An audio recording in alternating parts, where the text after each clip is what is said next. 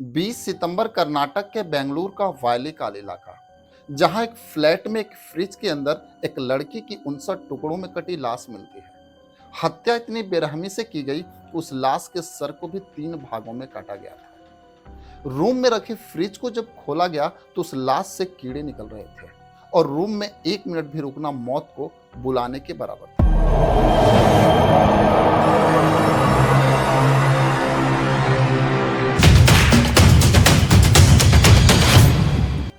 वैसे तो ये कहानी शुरू होती है नेपाल कठंध राज्य के टीकापुर गांव से, जहां एक फैमिली अपनी रोजी रोटी चलाने के लिए भारत के बेंगलुरु शहर आ जाता है।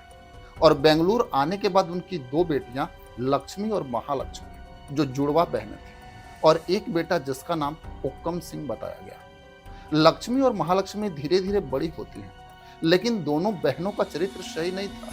जिस मोहल्ले में दोनों बहनें रहती थी, उनका लगभग 20 लोगों से ज्यादा लोगों से अफेयर था। आखिर महालक्ष्मी की बड़ी बहन लक्ष्मी मोहल्ले के एक मुस्लिम लड़के से परिवार के विरोध के बाद भी शादी कर लेती है, और वो शादी के बाद अपना धर्म भी बदल लेती है और लक्ष्मी से अपना नाम बदल के शहीदा बुशरा रख लेती है। लेकिन महालक्ष्मी की शादी परिवार वालों ने 2017 में नेलमंगला इलाके के हेमंत दास से कर दी। लेकिन महालक्ष्मी आदत से अभी भी मजबूर थी। वो कई लड़कों के संपर्क में रहते थे, जिससे आए दिन पति और पत्नी के बीच झगड़े होते रहते हैं।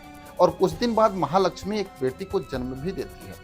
लेकिन महालक्ष्मी अपने आदत के अनुरूप अपने पति के काम पे चले जाने के बाद भी कई अलग अलग लड़कों को बुला के संबंध बनाती है।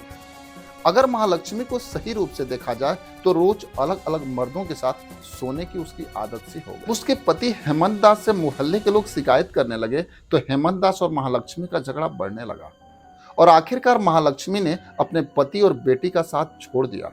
लेकिन पत्रिका में तो यहाँ तक बताया गया कि उसका पति हेमंत दास मोबाइल की दुकान में काम करता था। लेकिन महालक्ष्मी अपनी रात रोज रंगीन करने के लिए अलग अलग नए मर्दों की तलाश में रहती है। अपने पति से अलग होकर महालक्ष्मी बेंगलुरु के वायलीकाल इलाके में बसप्पा गार्डन के पास रहने लगती है। लेकिन 20 सितंबर 2024 के दिन महालक्ष्मी की हत्या हो जाती है, जिसके बाद महालक्ष्मी के ऐसे राज खुलते हैं कि पुलिस भी देख के हैरान हो जाती है। 20 सितंबर 2024 को जब बिल्डिंग में बदबू आने लगी तो उसी बिल्डिंग में रहने वाला जीवन प्रकाश, जो महालक्ष्मी के मां को फोन लगाता है, और उसके मां एवं भाई जब उसके घर में रखे गए फ्रिज को खोलते हैं तो 59 टुकड़ों में महालक्ष्मी की कटी हुई लाश मिलती है। पुलिस जब इन्वेस्टिगेशन शुरू करती है तो पुलिस को महालक्ष्मी से कई लोगों के संबंध उजागर होते हैं। जिस मॉल में महालक्ष्मी काम कर रही थी, उसका मैनेजर और उसके भाई दोस्त, लगभग 70 लोग पुलिस के रडार में आते हैं, और पुलिस सबसे पूछताछ करने लगती है। यहाँ तक कि उसके घर से कुछ दूर एक सैलून वाला था जिसका नाम अशरफ बताया गया। उससे भी महालक्ष्मी के संबंध थे। पहले तो अशरफ पे पुलिस को शक हुआ, लेकिन मोबाइल ट्रेस करने के बाद पुलिस को कुछ ऐसा क्लू नहीं मिला। इसके बाद पुलिस अब 70 लोगों को जांचने में जुट गई, जिनसे गलत या सही महालक्ष्मी के संबंध थे। तब तक पुलिस को एक आदमी ऐसा दिखा जो उन 70 लोगों के बीच से गायब था, जिसका नाम पत्रिका में मुक्ति रंजन बताया गया। लेकिन पुलिस जब उसके मोबाइल को ट्रेस करती है तो उसका मोबाइल उड़ीसा में बताया गया, क्योंकि मुक्ति रंजन का परिवार उड़ीसा के भद्रक जिले में रहता था। पुलिस जब तफ्तीश करने उड़ीसा पहुंची तो उसे मुक्ति रंजन के गांव से लगभग 3 किलोमीटर दूर पेड़ पे मुक्ति रंजन की लाश मिलती है। जब लाश को पुलिस खंगालती है तो उसके पॉकेट से डायरी मिलती है, और उस डायरी में मुक्ति रंजन और महालक्ष्मी की प्रेम कहानी मिलती है। लगभग 9 महीने पहले मुक्ति रंजन और महालक्ष्मी की प्रेम कहानी शुरू हुई थी, उस मॉल से जहां महालक्ष्मी और मुक्ति रंजन एक साथ काम करते थे। लेकिन ये प्रेम कहानी 1 महीने ही चली होगी कि महालक्ष्मी के जीवन में उस मॉल का मैनेजर आ जाता है। जब ये बातें मुक्ति रंजन को पता चलती है तो मुक्ति रंजन और महालक्ष्मी का आपस में झगड़ा शुरू हो गया। अभी मुक्ति रंजन मैनेजर को लेके ही झगड़ा कर रहा था, तब तक उस नाई की एंट्री होती है जिसका मैंने पहले ही जिक्र किया, जिसका नाम अशरफ बताया गया। महालक्ष्मी की जिंदगी अब मजे से चल रही थी, लेकिन अब मुक्ति रंजन महालक्ष्मी पे शादी करने के लिए दबाव बनाने लगता है, क्योंकि उस डायरी में साफ लिखा गया कि मुक्ति रंजन उससे बहुत बेहद प्यार करता था। इसके बाद महालक्ष्मी बोलते कि 5 लाख रुपया अगर हमें ला के दे दोगे तो हम तुमसे शादी कर लेंगे। मुक्ति रंजन अपने भाइयों और घर से पैसा जुटा के महालक्ष्मी को तो दे देता है, लेकिन महालक्ष्मी अब भी बहाने बना रही है। लेकिन महालक्ष्मी अलग अलग मर्दों से संबंध बनाना जारी रखती है और अब महालक्ष्मी मुक्ति रंजन को टॉर्चर करने लगती है कि और पैसा हमें चाहिए। इसके बाद मुक्ति रंजन परेशान हो जाता है। अपनी जिंदगी से परेशान होकर मुक्ति रंजन अब महालक्ष्मी को मारने का फैसला कर लेता है।